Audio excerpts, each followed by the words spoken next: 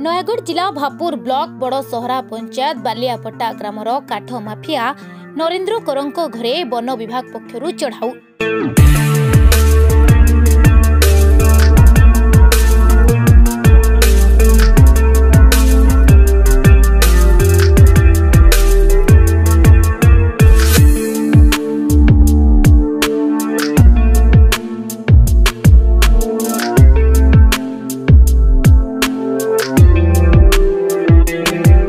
सूचना अनुसार नरेंद्र कर दीर्घ दिन हेब बेआईन काठ रखी बेपार करी आसिबा सहित सरकार को जीएसटी फांकुथिले।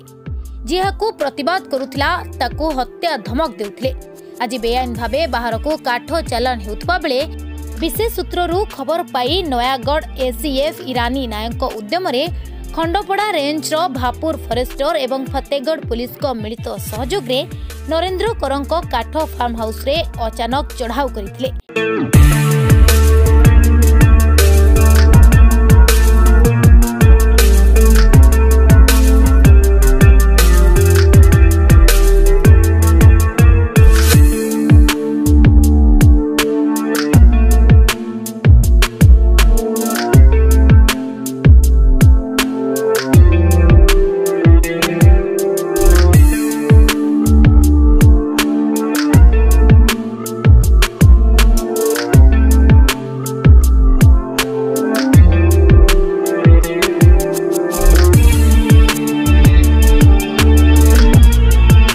चढ़ाऊ समय रे 7 ट्रिप सागवानी काठ सह अन्य मूल्यवान काठ को जबत करथिले, जार आनुमानिक मूल्य लक्षाधिक टंका हेबो बोली एसीएफ ईरानी नायक सूचना दैछंती।